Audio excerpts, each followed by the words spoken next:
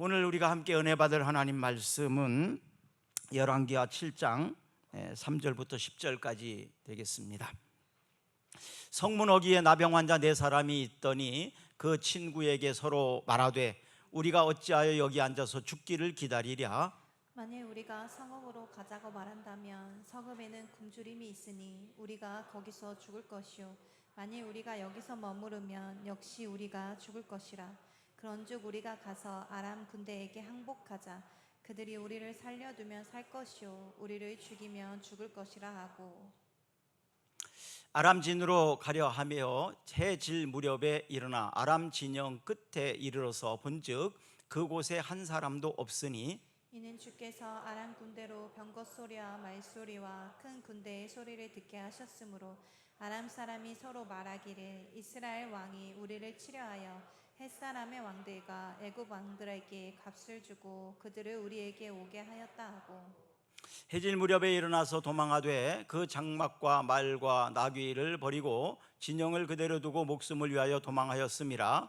그 나병 환자들이 진영 끝에 이르자 한 장막에 들어가서 먹고 마시고 거기서 은과 금과 의복을 가지고 가서 감추고 다시 와서 다른 장막에 들어가 거기서도 가지고 가서 감추니라. 나병 환자들이 그 친구에게 서로 말하되 우리가 이렇게 해서는 아니 되겠도다. 오늘은 아름다운 소식이 있는 날이거늘 우리가 침묵하고 있도다. 만일 밝은 아침까지 기다리면 벌이 우리에게 비칠지니 이제 떠나 왕궁에 가서 알리자 하고 가서 성읍 문지기를 불러 그들에게 말하여 이르되 우리가 아람 진에 이르러서 보니 거기에 한 사람도 없고 사람의 소리도 없고 오직 말과 나귀만 매여 있고 장막들이 그대로 있더이다 하는지라. 아멘. 얼마 전 일방통행 역주행으로 인한 큰 사고가 있었습니다. 모르거나 아니면 알지만 욕심에서 시작된 모든 결과물들이 이렇게 큰 사고로 이어집니다. 저출산의 문제도 저는 욕심에서 시작된 것이라고 생각을 합니다. 사랑은 받을 때 약간 행복합니다. 그런데 사랑을 할 때, 사랑을 줄 때 큰 행복이 있습니다. 이것을 잘 모르는 사람들이 오늘날 이렇게 저출산의 문제나 각종 욕심에 이끌려서 사고들이 일어나는 것을 많이 봅니다. 성경은 이렇게 말합니다. 주는 자가 받는 자보다 크고 복됨을 기억하라고. 주는 자가 받는 자보다 더 복되고 더 큰 자다, 큰 자다. 폴 투리니에는 이렇게 말을 했죠. 우리는 받는 데서 약간의 기쁨을 느낀다. 그러나 주는 것은 우리에게 얼마나 지고의 희열을 주는가. 왜냐하면 그것은 사랑이기 때문이다. 이렇게 말을 했습니다. 오늘날 많은 사람들이 살리는 길보다는 죽이려고 하는 사람들이 참 많은 것 같습니다. 그래서 권력이라는 것들을 요즘에 많이 생각을 해보게 되는데 권력을 갖기 위해서 많은 사람들을 끌어내리고 죽이려고 하죠. 그럼 왜 권력을 그렇게 가지려고 할까요? 권력의 속성이 도대체 뭘까요? 저는 두려움에서 시작이 되는 것 같습니다. 권력을 가지게 되면 두려움을 극복하고 이길 수 있다는 생각을 갖는 거죠. 그런데요, 권력을 가지게 되면 두렵지 않을까요? 그 권력을 빼앗길까가 더 큰 두려움을 갖게 되죠. 그래서 결국은 권력은 두려움에서 시작되었지만 계속해서 큰 두려움으로 이어지는 것이 바로 권력의 속성입니다. 요즘 날씨가 계속 비 온다고 그러는데 비가 안 오고 잠깐 오고 뭐 계속 비 온다, 하루 종일 비 온다고 그러는데 참 잘 맞지 않는 것 같습니다. 슈퍼컴퓨터가 예견을 하고 또 첨단의 과학, 의학의 시대를 우리가 살고 있는데 날씨 하나도 이렇게 제대로 못 맞추는 것 같아요. 우리 인생에 누가 그것을 잘 알 수 있겠습니까?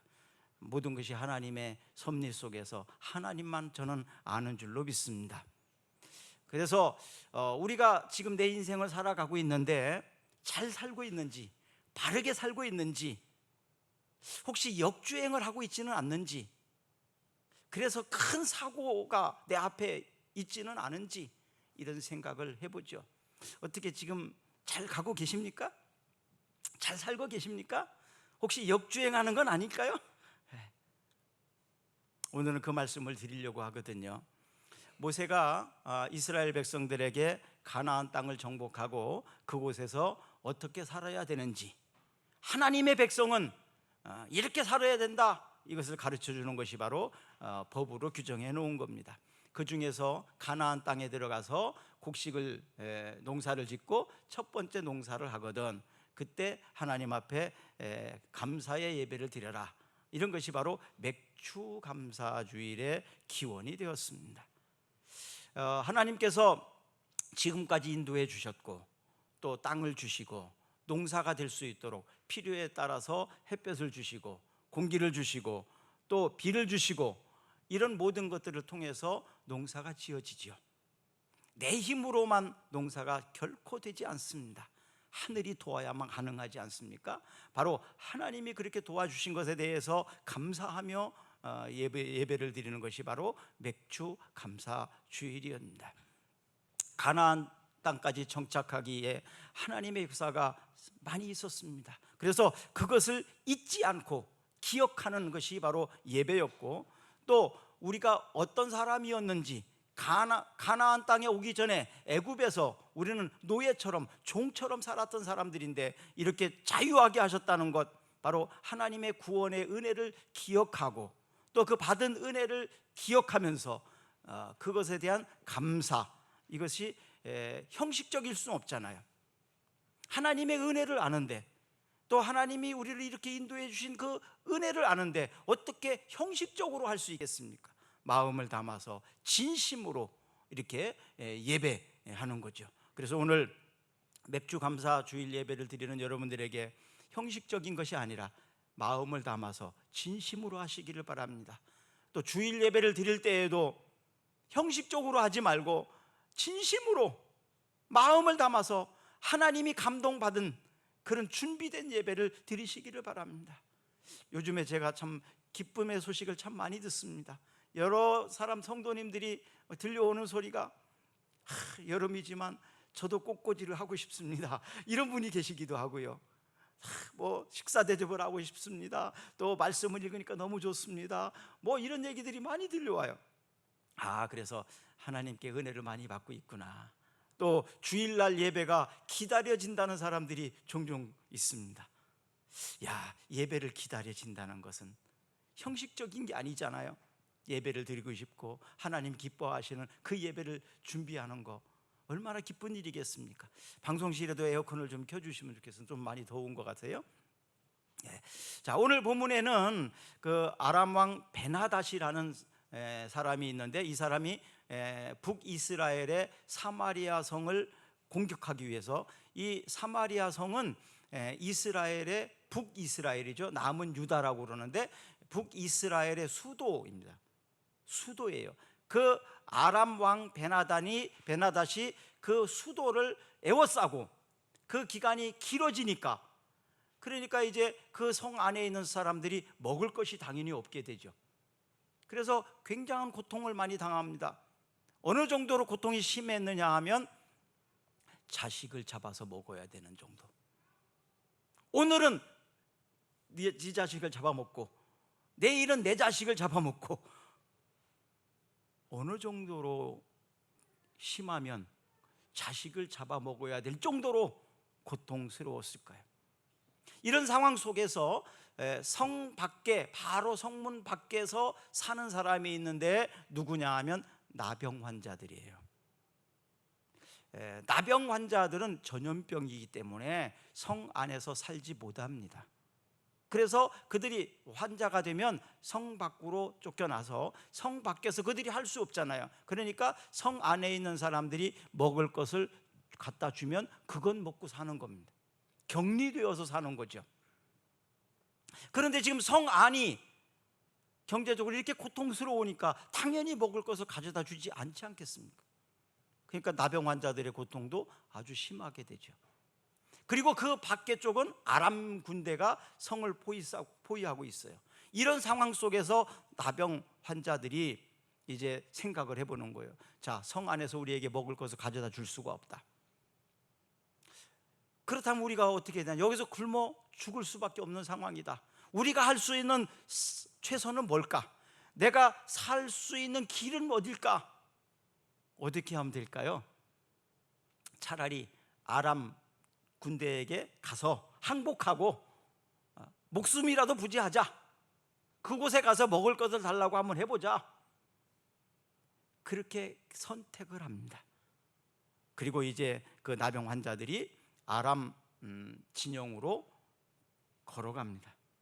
이때 하나님께서 역사를 하시는데, 이 나병 환자들이 걸어가고 있는 그 발자국 소리를 아람 진영에서는 굉장히 많은 사람들이 말발굽 소리로 크게 소리내면서 오는 것 같은, 연합군을 형성해서 찾아오는 것처럼 그렇게 들려지게, 환청이 들리게 했다는, 쉽게 말하면 환청이, 이스라엘과 해쪽 속과 그리고 애굽이 연합해 가지고 지금 우리를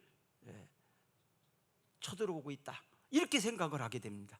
그러니까 이들이 깜짝 놀래 가지고 전부 뭐 앞뒤 볼 것도 없이 그냥 있는 거 다 놓고 도망가 버렸습니다. 그래서 나병 환자들이 가보니까 아람 군대는 아무도 없고 그냥 먹을 것이고 뭐고 다 놓고 갔으니까, 그래서 그곳에 가서 막 열심히 막 먹었습니다. 배가 고프니까 전리품들을 취하고 막 먹다가 이제 배가 어느 정도 불러지니까, 사람이라는 게 배가 조금 부르면 생각을 하게 되거든요. 야, 그동안 우리가 사마리아 성에서 얻어먹고 산 일이 얼마나 많냐. 그곳에는 우리 형제들도 있고 부모도 있는데 지금 그 성 안에 있는 사람들은 자식을 잡아먹어야 될 정도로 경제적으로 너무 힘들고 어려운데, 그리고 지금 아람 군대가 둘러싸고 있는 줄로 알고 밖에 나오지도 못하고 있는 우리 형제들에게 알려야 되지 않겠느냐. 우리만 먹고 있다면 벌을 받을 것 같다. 하나님이 벌을 내리실 것 같다. 사실 우리가 지금 아람 진영에 와서 이렇게 먹을 수 있는 것은 우리가 뭐 빼앗은 것도 아니고 우리 힘으로 얻은 것도 아니고 하나님이 도와주신 건데, 이 은혜를 잊어버리면 되겠냐? 만약에 이 말을 하지 않는다면, 아람 군인들이 없다는 말을 알려주지 않는다면 하나님이 우리한테 벌 내리실 것 같다, 이런 각성을 하게 됩니다. 그리고 왕궁에 있는 문지기에게 아람 군인들이 다 도망갔다고 알려주게 됩니다. 자, 이 4명의 나병 환자들이 살 길을 찾았죠. 그리고 그들이 잘 먹을 수가 있었고, 또 이 좋은 아름다운 소식을 성 안에 전했다. 바로 이 사건이요, 이 사건이 복음이 가지고 있는 특성입니다. 이 사건은 구원받은 그리스도인이 우리가 무엇을 선택해야 되고 또 어떻게 행동해야 되는지 그 방향성을 알려주는 사건입니다. 우리가 구원받은 것은 하나님의 은혜입니다. 그렇다면 그 하나님의 은혜에 감사해야죠, 당연히. 그리고 그 아름다운 소식, 좋은 소식을 어떻게 해야 돼요? 살 길을 알려줘야 됩니다. 왜? 성 안에 있는 사람들은 지금 아람 군인들이 지키고 있는 줄 알고 쳐들어오려고 생각을 하고 있는 줄 알고 밖에도 못 나오잖아요. 좀 굶주리고 있잖아요. 두려워 떨고 있지 않습니까? 그들에게 좋은 소식을 빨리 알려줘야 되잖아요. 지금 아람 군인들이 다 도망갔다고 없다고 알려줘야 되지 않겠습니까? 이게 바로 살 길을, 그래서 그리스도인들은 이렇게 복음을 전해줘야 됩니다. 좋은 소식을 전해줘야 됩니다. 자, 오늘 본문 3절 4절 한번 읽어봅니다. 성문어귀에 나병 환자 4사람이 있더니 그 친구에게 서로 말하되 우리가 어찌하여 여기 앉아서 죽기를 기다리라. 만일 우리가 성읍으로 가지고 말한다면 경험에는 굶주림이 있으니 우리가 거기서 죽을 것이요 만일 우리가 여기서 머무르면 역시 우리가 죽을 것이라.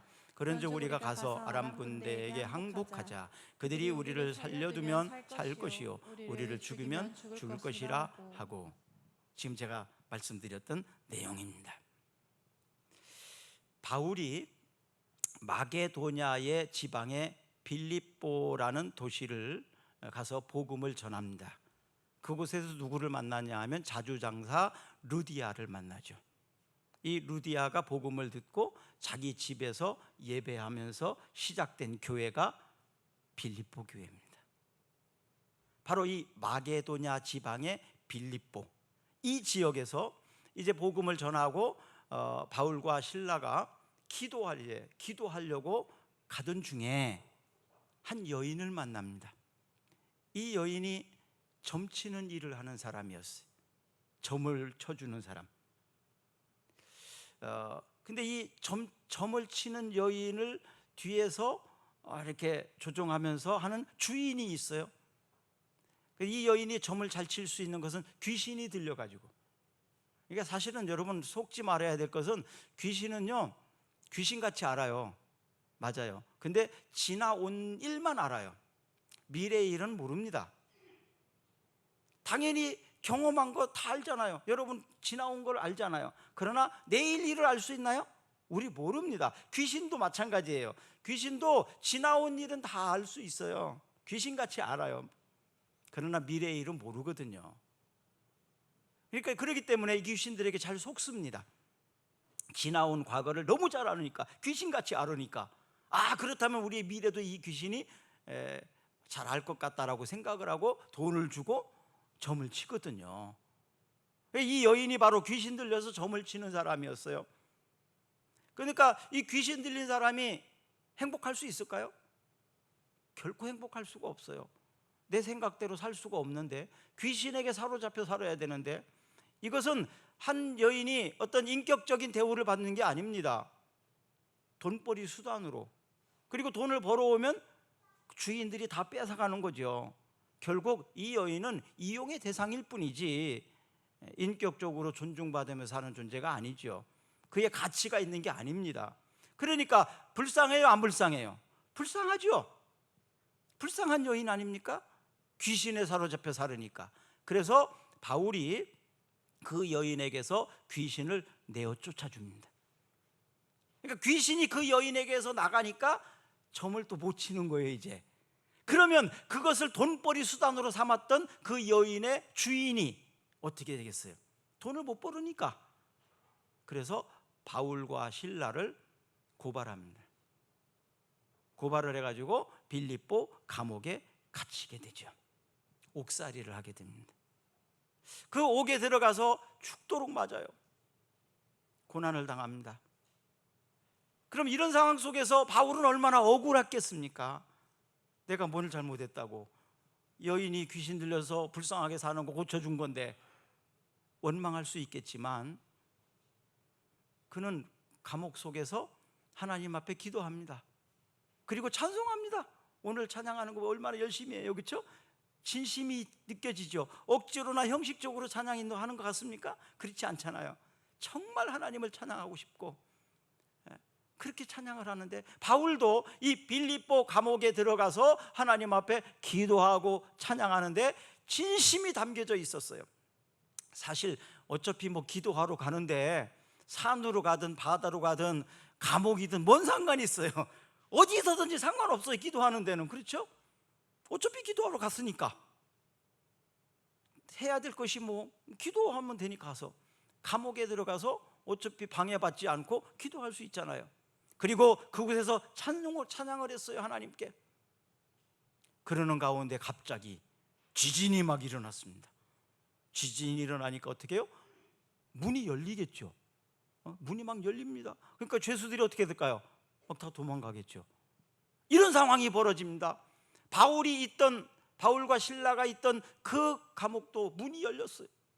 그러니까 잠들어 있던 간수가 깨어서 보니까 난리가 났어요. 죄수도 막 도망가고. 그래서 이 로마의 군인들이나 감옥을 지키는 사람들은 뭐냐 하면, 만약에요 죄수를 놓치면 대신 벌을 받아야 됩니다. 이게 그들의 책임. 로마 군인들 이런 것은 그게 강합니다. 자기가 죽게 생겼으니까 자결을 하려고 막, 어차피 죄수들 다 도망갔으니까 내가 지키지 못한 책임이 있는 거예요. 그래서 자결을 하려고 하는데 바울이 소리 지릅니다. 내 몸을 상하지 말라. 우리가 다 여기 있다. 도망가지 않았어요. 그러니까 빌립보 감옥을 지키던 간수가 바울에게 묻습니다. 우리가 어떻게 해야 됩니까? 내가 어떻게 해야 살겠습니까? 난 이제부터 어떻게 살아야 됩니까? 왜 지금 감옥에서 도망가지 않은 바울을 보면서 자기 인생을 돌아보게 되죠. 그래서 사도행전 16장 30절 31절 우리가 잘 알고 있는 말씀이거든요. 31절은 여러분 아마 다 암송할 거예요. 30절부터 한번 읽어볼까요? 그들을 데리고 나가 이르되 선생들이여 내가 어떻게 하여야 구원을 받으리이까? 이르되 주 예수를 믿으라. 그리하면 너와 내 집이 구원을 받으리라 하고. 아멘. 우리가 어떻게 해야 되겠습니까? 그러니까 주 예수를 믿으라. 그리하면 너와 내 집이 구원을 얻으리라. 이렇게 말씀하신 거예요. 저는요, 제가 저희 부모님 전도했다 그랬잖아요. 우리 집안에서 제가 처음으로 예수 믿은 사람인데 그때 이 말씀이 저에게는 확신이 있었어요. 주 예수를 믿으라. 그리하면 너와 내 집이 구원을 받는다. 이거예요. 나만 구원해 주시는 것이 아니라 하나님은 나를 통해서 내 집이 구원해 주신다는 것은 이 약속의 말씀이잖아요. 구원은요 여러 가지가 있을 수 있잖아요. 죄에서의 구원이 가장 중요한 일이고 또 병이 낫는 것도 구원이에요. 경제적으로 빚쟁이에 시달리면서 사는 것에서 구원받는 것도 구원이에요. 갖가지 사고의 위험 속에서 건져주는 것도 구원입니다. 다 구원이잖아요. 저는 그냥 다 믿습니다. 하나님 나를 구원하실 수 있다. 하나님은 나를 가난으로부터도 구원해 주실 수 있다. 하나님은 나를 질병 속에서도 구원해 주실 수 있다. 하나님은 나를 갖가지 위험 속에서도 구원해 주실 수 있다. 저는 100% 믿습니다. 하나님 그런 능력이 있습니다. 나에게 사명이 있는 한은 저는 죽지 않는다고 저는 믿어요. 내가 이 땅에서 살아야 될 이유가 있으니까 하나님 저를 구원해 주실 것입니다. 하나님께서 여러분들도 그렇게 구원해 주시기를 축복합니다. 축복합니다. 왜냐하면요 하나님은 우리를 이처럼 사랑하셔서 예수 그리스도를 이 땅에 보내셨거든요. 하나님이 왜 예수님을 보내셨습니까? 우리를 구원해 주시기 위해서. 하나님께서는 모세를 애굽 땅에 보내서 애굽에서 노예로 살고 있는 백성들을 건져 주시기 위해서, 출애굽시켜 주시기 위해서 모세를 부르셨거든요. 그런 것처럼 하나님께서는 나를 구원해 주시기 위해서, 하나님 우리를 구원해 주시기 위해서 예수 그리스도를 보내주셨습니다. 그래서 죽음의 공포, 죄의 종로로 타지 않도록 예수님이 대신, 내가 죄를 지었으면 그에 대한 대가를 당연히 받아야 됩니다. 그러나 예수님이 대신 받으셨어요. 예수님 대신 갚아주셨어요. 자, 우리가 빚을 졌으면 당연히 빚 갚아야 하잖아요. 근데 부모님이 대신 갚아주면, 형제가 누가 대신 갚아주면 내가 빚을 갚을 필요가 있나요, 없나요? 갚을 필요가 없어요. 왜? 대신 갚아주셨으니까. 바로 하나님께서는 예수님을 통해서 대신 다 갚아주셨어요. 그렇기 때문에 나는 더 이상 죄의 종로로 달 필요가 없어요. 이제 자유하게 된 것입니다. 이것이 바로 하나님의 은혜예요. 요한복음 3장 16절, 하나님이 세상을 이처럼 사랑하사 독생자를 주셨으니 이는 저를 믿는 자마다 멸망치 않고 영생을 얻게 하려 하심이라. 하나님 우리를 이처럼 사랑하셨어요. 그래서 우리를 구원하셔서 영생을 얻게 하셨습니다. 요한복음 5장 24절, 자, 진실로 진실로, 이건 강조하는 내용입니다. 읽습니다. 내가 진실로 진실로 너희에게 이르노니 내 말을 듣고 또 나 보내신 이를 믿는 자는 영생을 얻었고 심판에 이르지 아니하나니 사망에서 생명으로 옮겼느니라. 그래서 예수 믿는 사람들은요 심판 안 받습니다. 이미 생명으로 옮겼어요. 예수님을 믿는 순간 우리는 이미 천국 백성이 된 거예요. 우리는 하나님의 자녀가 된 거예요. 그것을 뭐 믿은 지가 오래됐든 안 됐든 이게 중요한 게 아닙니다. 내가 예수님을 믿는 순간 이미 우리는 하나님의 아들이에요. 그리고 우리는 천국에 갈 수 있는 자격을 얻게 된 것이다 이 말입니다. 사랑하는 여러분 하나님의 아들입니다. 한번 해봐요. 나는 하나님의 아들이다. 어쩔래? 이게요 대단한 담대함입니다. 내가 하나님의 아들인데 누가 감히 나를 건드립니까? 여러분 하나님의 아들입니다. 하나님이 우리를 사랑하셔서 예수님을 십자가에 못 박게 하셨어요. 나를 그만큼 사랑했다는 얘기입니다. 그러니까 나의 가치는 예수님 짤이라는 말을 하는 거예요. 예수님하고 나하고 바꿨으니까. 그렇게 나는 값진 사람이에요. 소중한 사람입니다. 자, 살 길을 찾은 나병 환자들이 그들이 이제 각성을 한 것처럼, 자, 우리가 침묵해서는 안 되겠다. 내가 침묵하면 안 되겠다. 내가 받은 그 은혜를 이제는 전해야 되겠다. 지금 사마리아 성 안에서 굶주려 있는 저 불쌍한 우리의 형제들에게 지금 아람 군대가 아무도 없고 여기 나오면 먹을 것도 많다. 그리고 이제 나와서 자유롭게 살 수 있다. 알려줘야 되겠다는 거죠. 자, 방임하고 방조도 죄라고 그러잖아요. 살 수 있는 길을, 죽어가는 사람을 살려야 되는 거, 이건 당연한 거죠. 당연한 것입니다.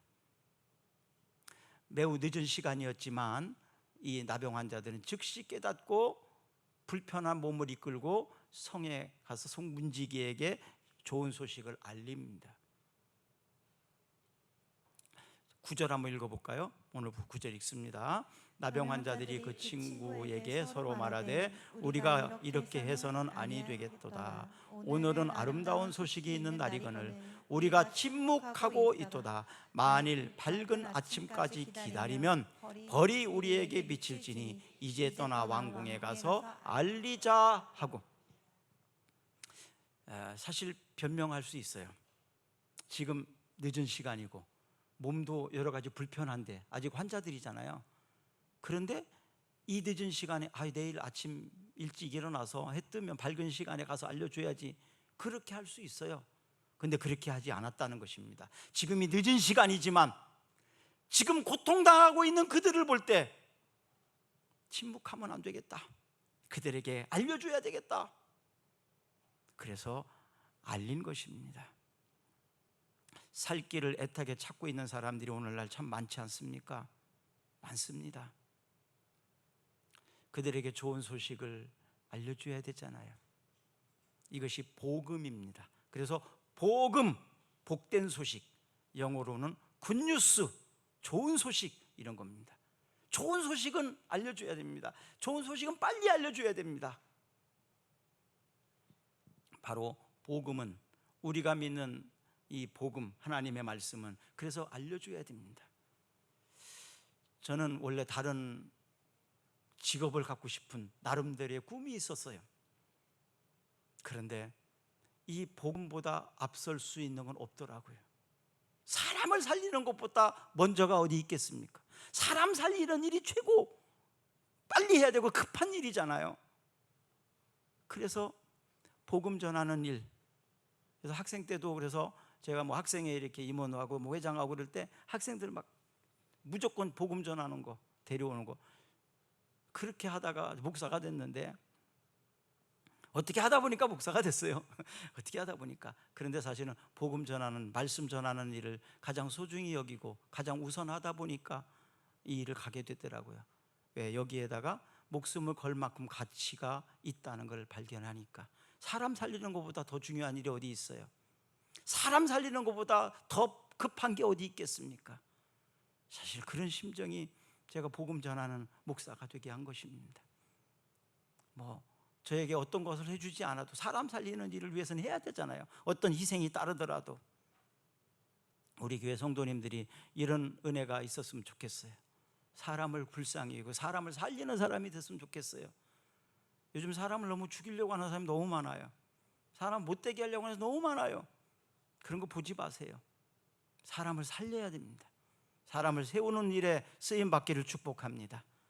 자, 10절 한번 읽어볼까요? 10절 읽습니다. 가서 성읍 문지기를 불러 그들에게 말하여 이르되 우리가 아람 진에 이르러 가서 보니 거기에 한 사람도 없고 사람의 소리도 없고 오직 말과 나귀만 매여 있고 장막들이 그대로 있더이다 하는지라. 근데 이 소식을 들은 성사람들이 금방 막 나왔을까요? 당연히 의심이 가죠. 왜?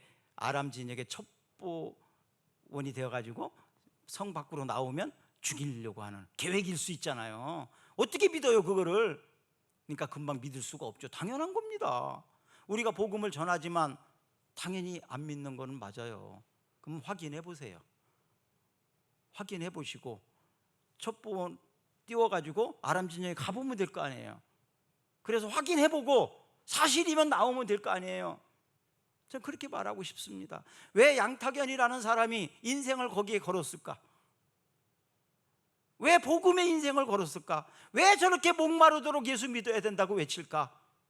여러분들이 볼 때 저 어리석은 사람 같습니까? 나름대로 저 똑똑한 사람이에요. 근데 왜 저 사람이 왜 여기다 인생을 걸었지? 그리고 전주까지 왔지? 저 전주 아는 사람이 한 명도 없었어요. 왜 여기까지 왔지? 내가 받은 은혜와 사랑을 전하고 싶어서.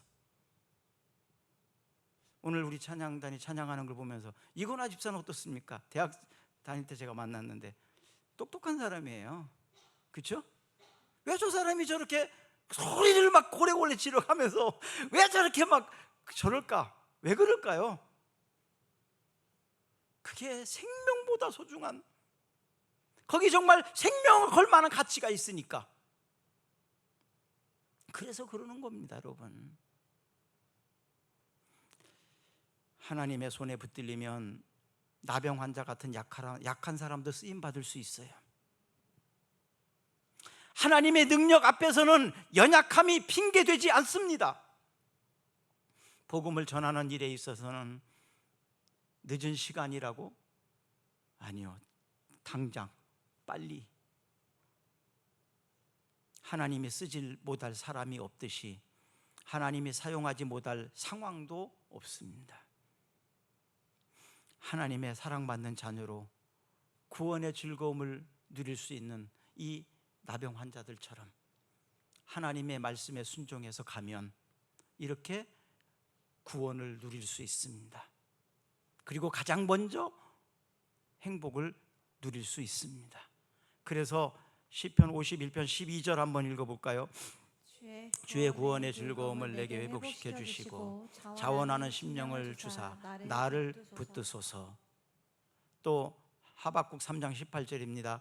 나는 여호와로 말미암아 즐거워하며 나의 구원의 하나님으로 말미암아 기뻐하리로다. 하나님 때문에 기쁘대. 하나님이 나를 기쁘게 해주신다는 겁니다. 하나님이 저를 그렇게 하셨던 것처럼 여러분들에게도, 하나님의 자녀된 여러분들에게도 그런 기쁨과 즐거움이 있기를 축복합니다. 세상의 그 어떤 것으로도 만족할 수 있는 것이 없더라고요. 복음이 있을 때, 하나님의 은혜 안에 있을 때 진짜 행복해집니다. 그 행복을 여러분도 경험하시기를 축복합니다. 그리고 물을 가두어 놓는 저수지가 아니라 물을 흘려보내는 은혜의 강물이 되기를 축복합니다. 나만 먹고 배부른 사람이 아니라 다른 사람에게 줄 수 있는 은혜가 있기를 축복합니다. 저는요, 나병 환자만도 못한 사람이 오늘날 참 많다. 나병 환자는 육체적으로, 육신적으로는 병이 들었지만 적어도 그들의 마음은 병들지 않았다는 거예요. 오늘날 마음이 병든 사람이 참 많아요. 건강한 것 같은데, 멀쩡한데, 그런데 환자야 보니까 치유되지 않은 그 상처들 때문에 다른 사람들을 병들게 하는 사람이 참 많습니다. 그래서 에레미야 17장 9절에 보니까 만물보다 거짓되고 심히 부패한 것이 마음이다. 누가 능히 이를 알리요? 육체적으로 병든 것은 알면서 마음이 병든 것을 알지 못하고 방황하고 있는 그런 모습들입니다. 병원을 가면 몸을 치료받죠. 교회는 어떨까요? 교회는 마음과 영을 치유받을 수 있는 곳입니다. 그래서 수고하고 무거운 짐진 자들아 다 내게로 오라, 내가 너희를 쉬게 하리라. 가정에서 혹은 사회에서 사람들 사이에서 마음의 상처가 많이 있던 분들 계십니까? 병원에 가서 의사들에게 내가 어디가 아프다고 얘기하는 것처럼 교회에 나와서 그렇게 하시면 돼요. 하나님, 제가 마음이 아픕니다. 하나님, 제가 많이 속상합니다. 하나님, 제가 많이 억울합니다. 제 마음을 치료해 주세요. 그러면 하나님이 여러분들의 마음을 치료해 주십니다. 그리고 마음이 편안해집니다. 인생의 방황은 예수님을 만나면 끝나요. 예수님을 만나면 인생이 방황하지 않습니다. 신앙생활의 방황은 좋은 교회를 만나면 끝납니다. 그래서 좋은 교회를 가야 됩니다. 교회는요, 하나님 나라를 미리 경험하는 천국의 모델하우스입니다. 아파트를 분양하기 전에 분양할 때 보면 모델하우스를 지어놓잖아요. 그리고 가서 아파트는 이렇게 지어질 겁니다. 사람들한테 구경시켜 줍니다. 교회는 천국의 모델하우스가 돼야 됩니다. 천국은 이런 곳이야 보여줄 수 있는 곳. 모델하우스 보고 저거 사야 되나 안 사야 되나 선택하잖아요. 천국을 내가 가야 되나 안 가야 되나 선택해야 되지 않습니까? 그런데 모델하우스가 잘못된다면, 야, 꿈사랑교회 가봤더니 천국 별거 아니더라, 나 안 갈래. 그러면 큰일 나는 겁니다. 그거는 그건 모델하우스가 아니에요. 그건 가짜입니다. 진짜로 모델하우스는 천국의 모델이 돼야 됩니다. 그래서 꿈사랑교회는 천국의 모델하우스가 돼야 됩니다. 그래서 사람들이 꿈사랑교회 와보고, 야, 나도 저 천국에 가고 싶다, 나도 저곳에 살고 싶다, 그렇게 만들어줘야 됩니다. 저는 그 소망 때문에, 그 꿈 때문에 마지막으로 꿈사랑교회 설립하는데 하나님 앞에 서원하고 시작했습니다. 우리가 기대하고 우리가 꿈꾸는 교회가 되었으면 좋겠습니다. 그리고 섬기는 사람들이 큰 사람이고 높은 사람들입니다. 여러분들의 가정도 천국의 모델이 되었으면 좋겠어요. 그러면 저출산 금방 해결됩니다. 뭐 돈을 주고 뭐가 주기 이게 아닙니다. 우리 집이, 우리 가정이 내 자녀들을 통해서 천국을 경험하는데 자녀 안 낳겠습니까? 여러분, 그래서 가정들이 천국의 모델이 되어야 됩니다. 천국처럼 만들어야 돼요. 우리 집은 천국 같은 곳이야, 우리 집은 천국의 모델이야, 이렇게 된다면 결혼 안 하는 사람 없을 거예요. 자식 안 낳으려고 하는 것도 없을 거예요. 왜? 행복한데, 천국인데. 생명을 살리는 일, 바로 천국의 소망을 키워나가는 곳, 꿈사랑교회가 되기를 축복합니다. 이 일을 위해서 저도 생명을 걸 것입니다. 나의 모든 것을 꿈사랑교회에 둘 것입니다. 우리 꿈사랑교회가 이런 교회가 됐으면 좋겠어요. 그래서 하나님이 기뻐하시는 교회, 하나님이 찾으시는 교회, 오고 싶은 교회가 꿈사랑교회가 되기를 축복합니다. 로마서 8장 32절에 보면 자기 아들을 아끼지 아니하시고 우리 모든 사람을 위하여 내주신 이가 어찌 그 아들과 함께 모든 것을 우리에게 주시지 아니하겠느냐. 자기 아들을 아끼지 아니하고 주신 하나님께서 뭘 못 주겠느냐, 그런 뜻이에요. 교회는 바로 예수 그리스도의 피로 값주고 사신 것이거든요. 그런데 그 교회가 필요하는데 하나님이 무엇이든 안 주겠느냐, 이런 얘기입니다. 바로 그만큼 사랑하는 교회가 우리 교회여야 돼. 많은 교회들이 있지요. 그럼에도 불구하고 또 교회를 세워야 되는 것에 대한 저는 회의감이 처음에 많이 있었어요. 아니, 교회 1350개가 전주에 있습니다. 그런데 그렇게 교회가 많은데 또 교회를 세워야 됩니까? 이런 질문이었어요. 그런데 하나님은 대답이 달랐습니다. 내 교회를 세워라. 내 교회를 세워라. 저는 그 말씀에 그냥 시작한 것입니다. 생명을 살리는 일에 그래서 필요한 것은 사랑의 마음인 것 같아요. 사랑의 마음. 오늘도 이제 식사 대접을 하고 여러 가지로 많이 하시는데 마음을 사랑하는 마음으로 담으면 그곳에 정성이 있습니다. 그게 진심입니다. 사랑은요, 편견을 극복할 수 있어요. 사랑을 하게 되면 편견도 극복됩니다. 사랑을 하게 되면 희생이 따르게 돼요. 내가 뭔가를 더 해주고 싶은 거예요. 왜? 사랑하니까. 사랑이 식어졌을 때는 해주고 싶지 않아요. 안 하고 싶어 해요. 그런데 사랑이 있게 되면 하고 싶어져요. 주고 싶어져요. 요즘에 우리 교회의 모습들을 보면 참 사랑하는 마음이 많이 생긴다. 교회를 사랑하는 마음, 너무나 감사한 일인 것 같습니다. 신명기 15장 11절 땅에는 언제든지 가난한 자가 그치지 아니하겠으므로 내가 내게 명령하여 이르노니 너는 반드시 내 땅 안에 내 형제 중 곤란한 자와 궁핍한 자에게 내 손을 펼치라. 잠언 11장 25절 구제를 좋아하는 자는 풍족하여질 것이요 남을 윤택하게 하는 자는 자기도 윤택하리라. 누가복음 6장 38절 주라 그리하면 너희에게 줄 것이니 곧 후이 되어 누르고 흔들어 넘치도록 하여 너희에게 안겨주리라. 너희가 헤아리는 그 헤아림으로 너희도 헤아림을 도로 받을 것이니라. 생명을 거는 자는요 뭐든지 할 수 있습니다. 자, 사도행전 15장 25절이에요. 읽습니다. 사람을 택하여 우리 주 예수 그리스도의 이름을 위하여 생명을 아끼지 않은 자인 우리가 사랑하는 바나바와 바울과 함께 너희에게 보내기를 만장일치로 결정하였노라. 아멘. 우리 같이 기도하겠습니다. 하나님께서는 생명을 아끼지 아니하는 바울과 바나바를 파송한 것처럼 우리 꿈사랑 교회에는 생명을 아끼지 아니하고 하나님 나라와 하나님의 일을 위해서 약속되고 결심하는 사람들이 있습니다. 이들 때문이라도 우리 꿈사랑 교회는 하나님께서 사용하실 것입니다. 그리고 좋은 교회로 만들어 주실 것입니다. 여러분도 그런 좋은 일에, 아름다운 일에 함께 쓰임 받기를 주의 이름으로 축복합니다. 우리 다 같이 일어나셔서 찬양하겠습니다.